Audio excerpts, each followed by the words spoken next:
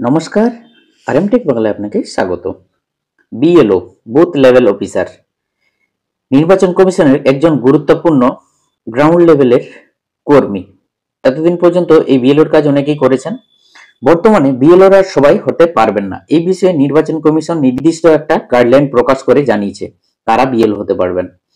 বিএলওর কাজ কি, কারা বিএলও হতে পারবেন এবং বিএলওর কাজ করতে পারবেন। তাই রাজ্যের প্রায় বেশিরভাগ বিএলও যারা ছিল পুরনো, সেই নতুন গাইডলাইনের ফলে বেশিরভাগ বিএলও চেঞ্জ হয়ে নতুন বিএলও নিয়োগ হয়ে গেছে এবং তাদের প্রায় সব জায়গায় ট্রেনিং দেওয়া হয়ে গেছে। বেশিরভাগ বিএলও টিচারদের নিয়োগের কথা বলা হয়েছিল এবং গ্রুপ সি স্কেলের গভর্নমেন্ট এমপ্লয়ি হতে হবে, এই নিয়ে একটা গাইডলাইন ছিল। এবং কিছু কিছু ক্ষেত্রে কোনো বুথে ওই পার্টের কোনো গভর্নমেন্ট এমপ্লয়ি গ্রুপ সি স্কেলে যদি না থাকে, সেক্ষেত্রে প্যারা টিচার, অঙ্গনওয়াড়ি কর্মী নেওয়া হয়েছে।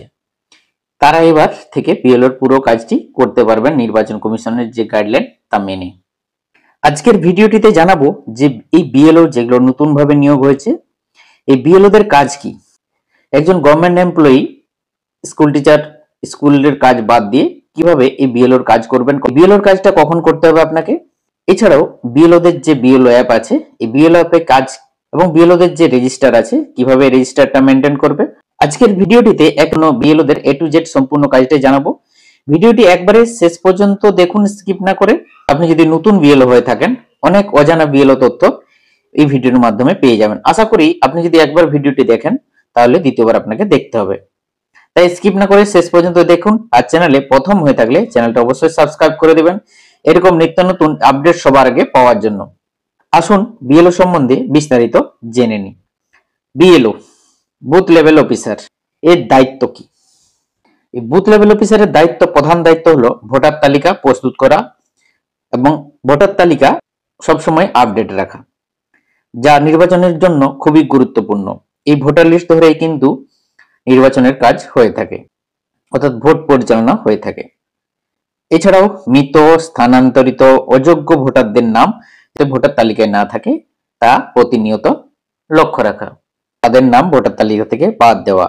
এই ভোটার তালিকা নির্ভুল এবং হালনাগাদ রাখার জন্য নিয়মিত ভোটারদের বাড়ি বাড়ি ভিজিট করা, এগুলো হচ্ছে বিএলওদের প্রধান দায়িত্বের মধ্যে পড়ে।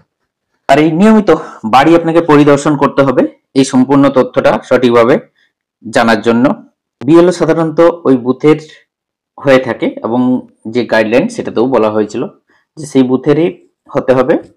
বিএলও তার নির্দিষ্ট এলাকার হয় ভোটারদের সাথে যোগাযোগ রাখা নিয়মিত এবং এলাকার বাড়ি পরিদর্শন করে তথ্য সংগ্রহ করা, যে কোথাও কেউ মারা যদি যায় তার নামটা বাদ দেওয়া, বা কেউ নতুন ভোটার যদি বুথে এসে থাকে বিবাহ সূত্রে বলুন, বা কারো 18 বছর পূর্ণ যদি হয়ে থাকে সেই ভোটারের তথ্য সংগ্রহ করা, পরবর্তী এসআরিআর এর সময় তার নাম তুলে দেওয়া, ফর্ম ফিল আপ করে তার নাম তুলে দেওয়া।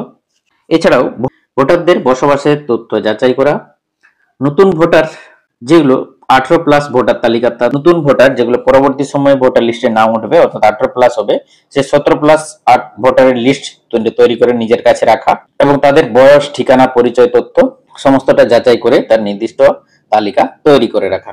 এগুলো হচ্ছে নিয়মিত বাড়ি পরিদর্শন করে বিএলওদের সংগ্রহ করে রাখা। এরপরে বিএলওদের একটা রেজিস্টার হয়, বিএলও রেজিস্টার। ঠিক এরকম দেখতে বিএলও রেজিস্টার। এই বিএলও রেজিস্টারে বিএলওকে প্রতি 3 বছর অন্তর এই বিএলও রেজিস্টারের তথ্য সংগ্রহ থাকে।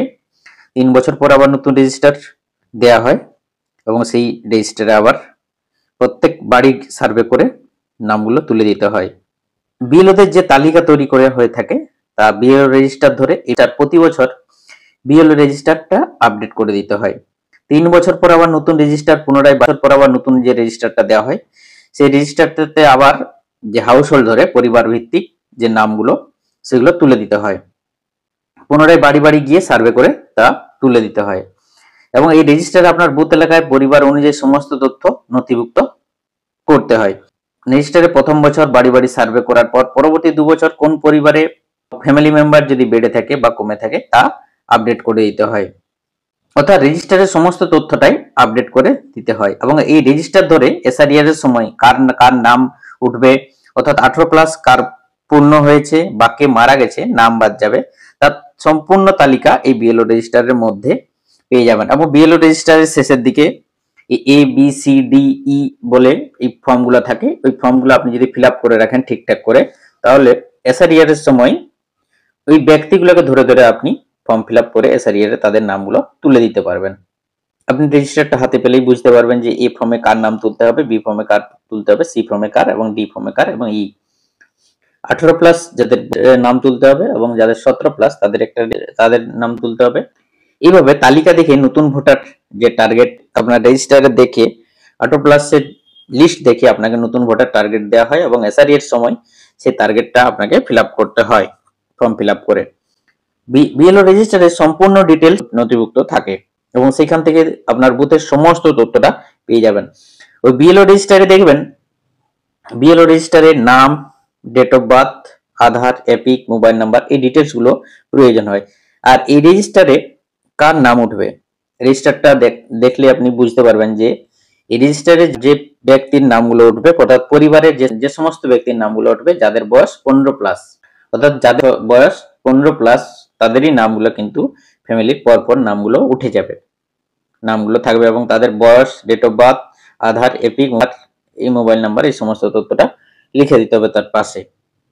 এবং 15 এর নিচে যদি কোনো ব্যক্তি থাকে ওই পরিবারে, তাহলে তার শুধুমাত্র হেড কাউন্ট হবে, শুধুমাত্র তার সংখ্যাটাই কাউন্ট হবে এবং সেই উপরে যে টোটাল ফ্যামিলি মেম্বার তার মেল ফিমেল এবং টোটাল এবং মেল আর ফিমেল তথ্যটা তার সঙ্গে কাউন্ট হয়ে থাকে।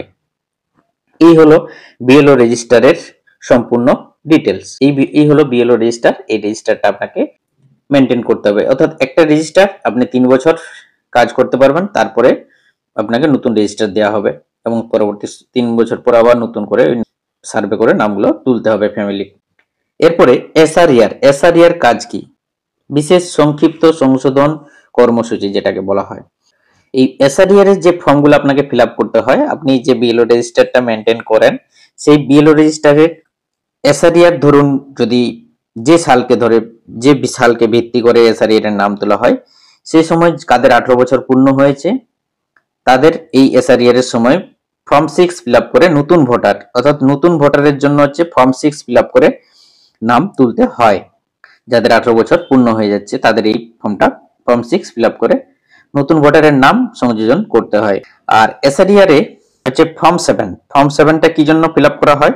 6 হচ্ছে নতুন ভোটারের নাম তোলার জন্য বা সংযোজনের জন্য, আর ফর্ম 7 হচ্ছে বাতিল বা কোনো ফর্ম কারো নামে আপত্তির কারণে ফর্ম 7 ব্যবহার করা হয়। আর ফর্ম 8 হচ্ছে নাম সংশোধনের ক্ষেত্রে ফর্ম 8, কোনরূপ সংশোধনের জন্য হচ্ছে ফর্ম 8। আর 8 হচ্ছে এই বিধানসভা কেন্দ্রের অধীনে তালিকায় নাম স্থানান্তরিতের জন্য এই ফর্মটি আবেদন করতে হয়। 8 সাধারণত বিবাহিত মহিলাদের ক্ষেত্রে হয়ে থাকে বেশিরভাগটা, অর্থাৎ একই বিধানসভার মধ্যে এক বুথ থেকে অন্য বুথে যদি স্থানান্তরিত হয় তখন 8 ফিল আপ হয়। ফর্ম 7 ফিল আপ হয় সাধারণত বুথের ভোটার তালিকায় কোনো ভোটার মারা গেলে বা স্থানান্তরিত হয়ে থাকলে, অন্যত্র বসবাস করে থাকলে এই ফর্ম 7 ফর্মটি ফিল আপ করতে হয়। আর ফর্ম 8 হচ্ছে নাম সংশোধন, ছবি পরিবর্তন, সংশোধন সংক্রান্ত যাবতীয় কাজ এই ফর্ম 8 ফিল আপ করে হয়ে থাকে। আর এইটা হচ্ছে একই বিধানসভা কেন্দ্রের অধীনে ভোটার তালিকায় নাম স্থানান্তরিতের জন্য এই ফর্মটিতে আবেদন করতে হয়। এই হচ্ছে যে ফর্মগুলো সাধারণত ফিল আপ করতে হয়। এছাড়াও আছে সেই ফর্মগুলো সাধারণত সচরাচর দরকার হয় না। এই কটি ফর্ম জেনে থাকলেই এসআরইআর এর কাজ আপনি সম্পূর্ণ নির্ভুলভাবে করতে পারবেন। সমস্যা হয়ে থাকে বিবাহিত মহিলাদের ক্ষেত্রে, খেয়াল রাখতে হবে যে একই বিধানসভার কিনা, নাহলে ওই ফর্ম 6 আর 8 কোনটা ফিল আপ হবে এই জিনিসটা একটু ভালো করে খেয়াল রাখতে হয়। এই ফর্মগুলি বিএলও কে যত্ন সহকারে ফিল আপ করতে হবে। ফিল আপ করার সময় ভালো করে দেখে নেবেন কোন ফর্ম কোন ক্ষেত্রে ফিল আপ করবেন, এগুলো আপনাকে মনে রাখতে হবে। এবার আসি এই ফর্ম ফিল আপ কাজগুলো কখন হবে, এসআরইআর এর কাজ কখন হবে, বিশেষ সংক্ষিপ্ত সংশোধন কর্মসূচির কাজ কখন হয়। বছরে সাধারণত একবার বুথে ক্যাম্প বসে থাকে, চলে 1 মাস পর্যন্ত। এই সময় এই যাবতীয় কাজগুলো করতে হয়। কোনো বছর যদি ভোট থাকে তখন ক্যাম্প বছরে 2 বার বসতে পারে, সেটা নির্বাচন কমিশন ডিসাইড করে। আর এই ক্যাম্পগুলো হয় সাধারণত নভেম্বর মাসে, প্রায় 1 মাস ধরে চলে এই ক্যাম্পগুলো।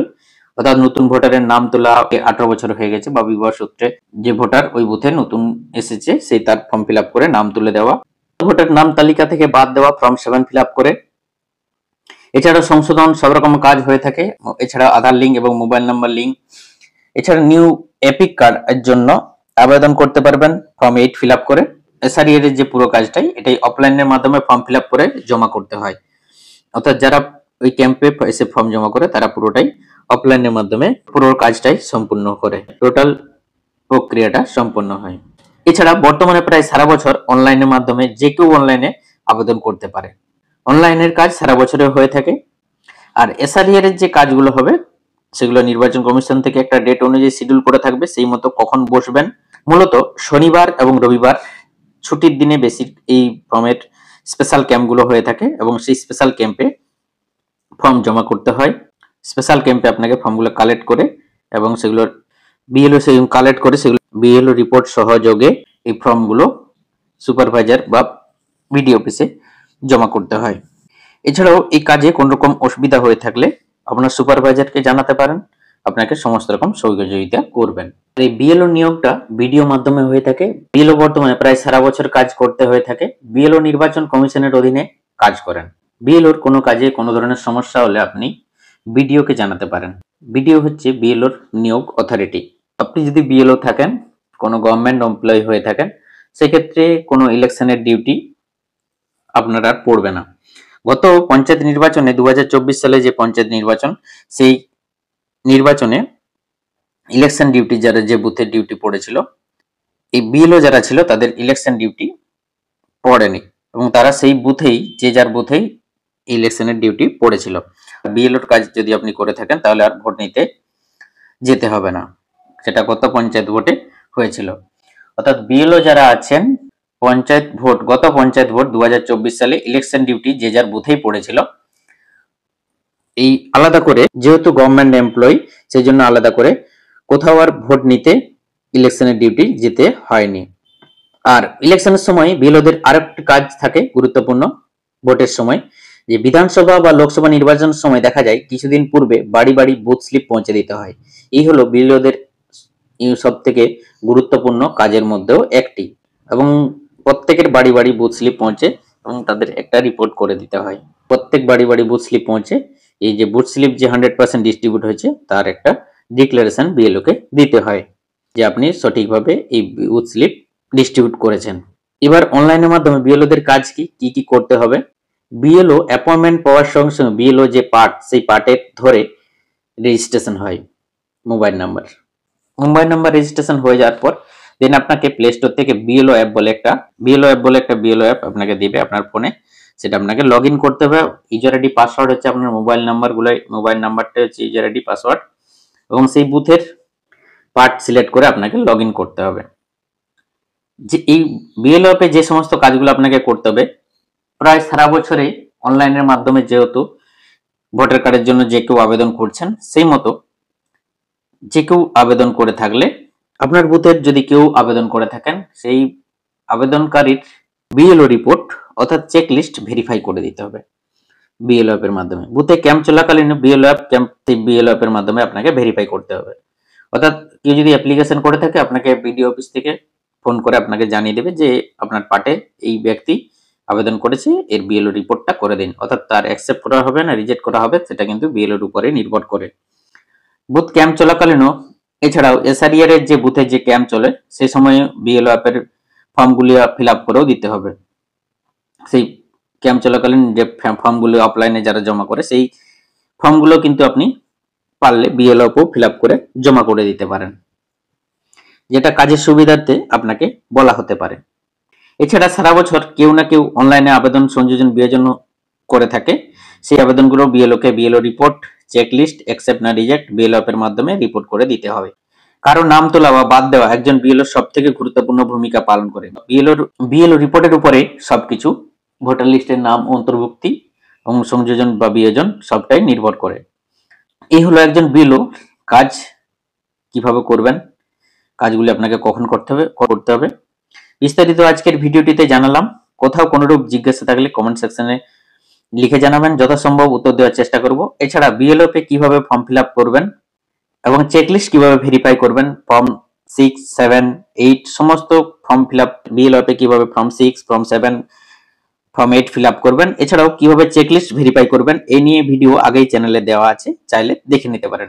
এছাড়াও ডেসক্রিপশন বক্সে আমি দিয়ে রাখবো, লিংকে ক্লিক করে আপনি দেখে নিতে পারবেন। আজকের ভিডিওটি এখানেই শেষ করলাম। ভালো লাগলে একটা লাইক করে দেবেন, আর চ্যানেলে প্রথম হয়ে থাকলে চ্যানেলটা সাবস্ক্রাইব করে দেবেন এরকম নিত্য নতুন সঠিক আপডেট সবার আগে পাওয়ার জন্য। Thank you so much.